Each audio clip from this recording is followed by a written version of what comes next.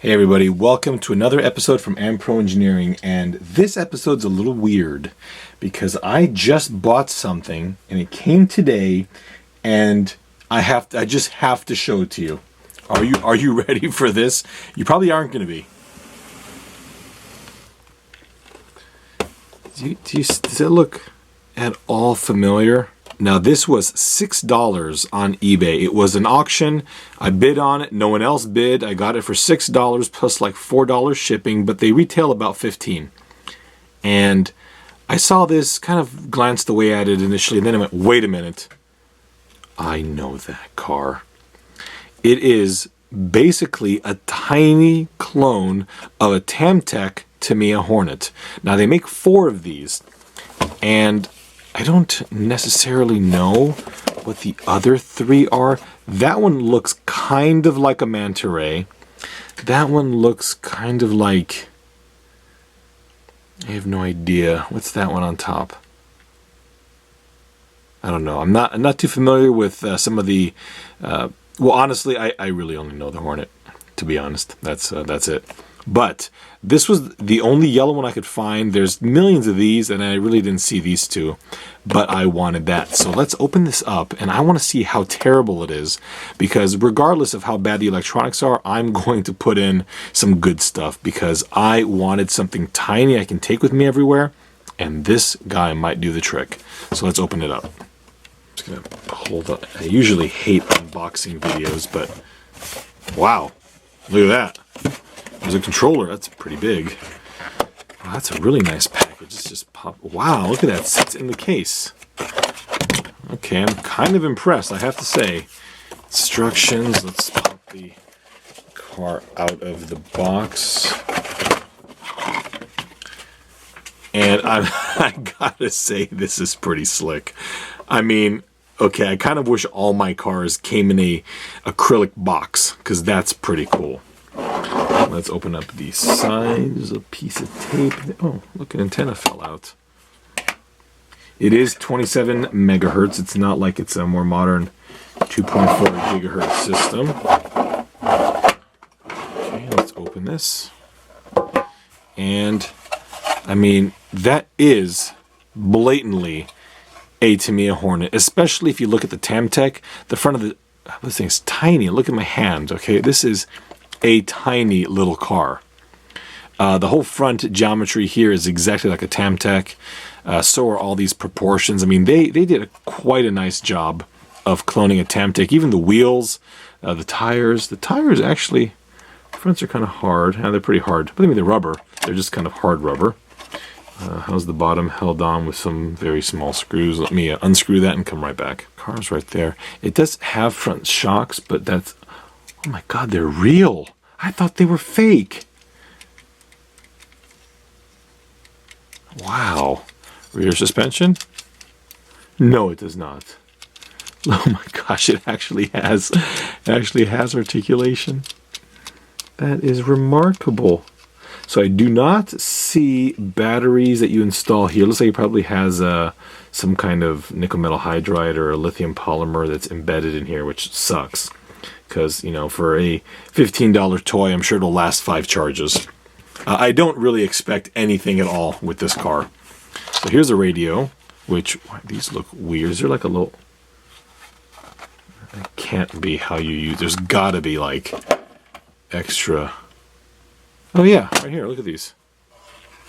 Right there, you just pop these off here. Okay, and then insert them here. I think that just pops straight in. There we go. Look at that. Forward, left, right. It's not a very pretty remote, but it's a remote. Weirdly, it has 2 lights in here. It's clearly not infrared, although it looks like it's going to want to be infrared, but it does have this antenna on top, so I'm sure there's lights that turn on for some reason.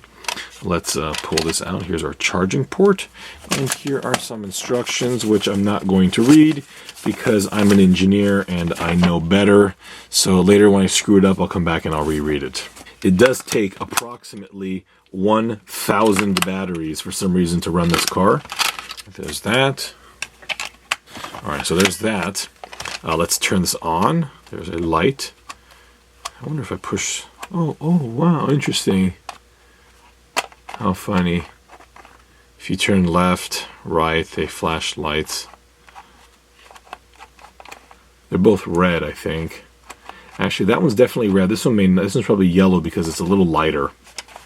All right, so let's charge it, I guess. So we put the remote on, and we take this. It makes no mention of this switch over here, at least in my glancing it doesn't. So we'll just plug that directly in. And turn this on, maybe.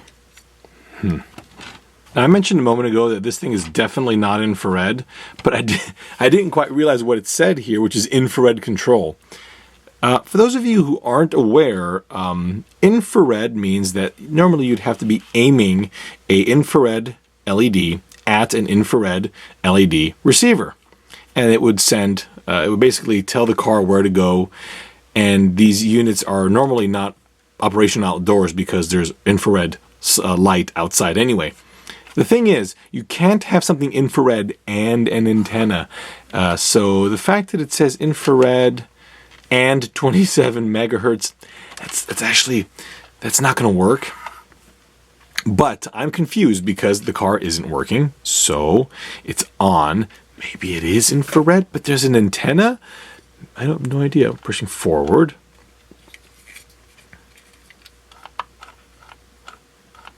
Car's not doing anything.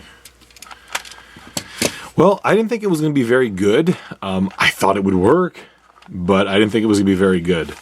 So there we have it. I don't really care.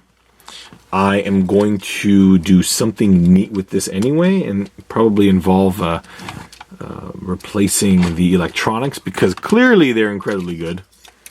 That's really weird. Charge on. No. You know, I'm going to open this car and just see if something's disconnected inside. Well, upon disassembly, I had assumed, or hoped anyway, that some wire would not have been connected.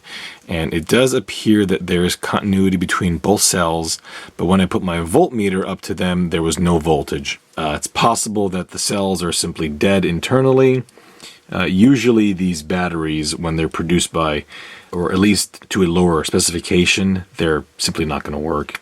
Which is funny because oftentimes these crappy batteries are produced by the same people that make incredibly high-end batteries. It's just a different manufacturer they're selling to. Anyway, it does look like this thing is completely dead. I don't know why it is dead. Again, I wasn't expecting very good performance. I was expecting it to move forward. So let me just reassemble this thing and we'll figure something out. I thought you'd like to see the body installs quite nicely. You push it forward, and there's two little pegs here on the front that latch into a little slot on the shock tower. And then you flip it over, and you're going to have these two little screws here at the rear. And that's it. And it's quite solid, I have to say. Comically enough, I reassembled the car and just said, well, let's just see if the thing will work. I plug it in, and look what happens. The green light comes on.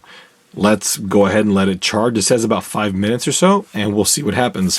While it's charging, I did want to just read an excerpt. I always love some of these translated instructions here. Now, I never knew that the little tabs on the radio were called hand spikes, but okay, that's something to call them, I suppose. I like this one here. Do not touch the antenna during operation, or the controlled distance may be affected. The antenna breaks to need adult is processing. I've been saying that for years. I like this too. The racing car has strong driving force. I like that. I don't want weak driving force. The instructions say to charge this for 5 minutes and the green light will go out. It's been here for 15 minutes and the green light is very, very bright still. So let's try it anyway. We're going to unplug it. Who knows? Probably not going to work. That's on. We can put that back inside here. Kind of a neat little door thingy here, I guess. Okay, that's there. Let's try it. Oh, we have life. Is it going to accelerate? Whoa. Obviously single speed. Huh. Let's see if it is able to move under its own power. All right, well, I guess I'm ready to try this out. I'm not expecting much. So steering still works. Let's make it go.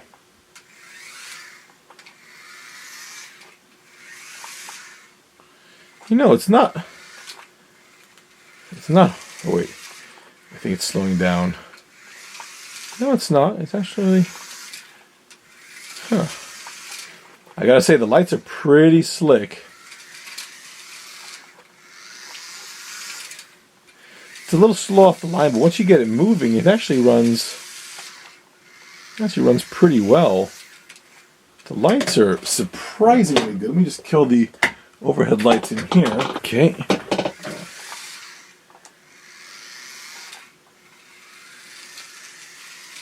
I'm curious to see how long the car is actually going to run. Oh, there. Wait. There it goes back. For a minute I thought it was done. Well, you can do it. There you go. Typically toys like this don't like carpet anyway. Not that this is very thick cut, but it's they still usually don't like it. It has a lot more resistance. Well, I'm amazed. Okay, you know, it drives better than I anticipated.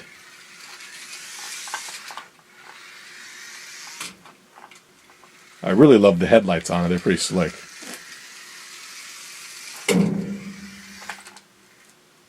I do wonder how long it's going to run, though. Sometimes when you accelerate, it just wants to go flying. Like right now it's kind of slow, but if I go back over here and you floor it, it's flying. So I don't know if it's, I mean, anyway, it's kind of a neat little thing here. If you're into the Hornet, like some of us here are, this might be kind of a cool little addition to your collection. I don't know how long the car's electronics will remain operational. I suspect not very long, but my goal was never to keep them stock anyway. I wanted to put some microelectronics in here and make it a full-function RC car that I could throw in the suitcase when I travel and do this in the hotel room, you know, like all the cool kids. Can we get the car out? Oh. Uh-oh. Oh, there it goes.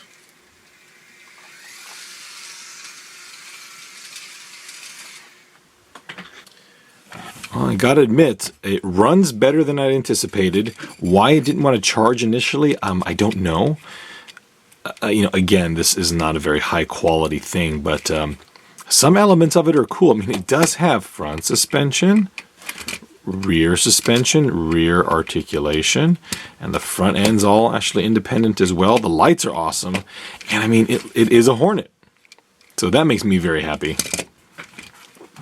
The radio, actually, it's big, and to drive it, I mean, it's really a shame that it's not full function because it's a good fit, and I have supple hands. So this is actually quite a nice controller. I love the fact that it says infrared, and this little display case thingy is absolutely something that I wish all RC cars had. I hope you enjoyed an episode where I talked about nothing that I designed, but simply something that I stumbled upon. I don't know if I've ever seen any reviews on this. I've certainly never seen anything on some of the forums, but I'm going to go ahead and post this in case some of you are in the market for something mini and Hornet and fully operational. So that's kind of cool. Thank you so much for watching. I do have a couple of upgrades coming up very soon, like the transmission brace for the Super Hornet, the Grasshopper 2, and the Rising Fighter. So that'll be pretty soon. I've also got the differential spool for the Hornet and CW01 chassis, and let's not forget Superfly 2. So that's all coming up very soon. I just want to take a break and show you this little guy. Thank you so much for watching, and please go ahead and add me on Instagram and Facebook at Ampro Engineering on both. If you like this video, hit the little happy face, and before you take off, please check out the band Blue Pinto. They allow me to use their lovely music on all of my episodes, and a link to their Facebook page is in the credits. I will post a link to this vehicle in the description, and again, this is going to be eBay, so who knows how long the link will be active. Thank you so much, and we'll see you next time.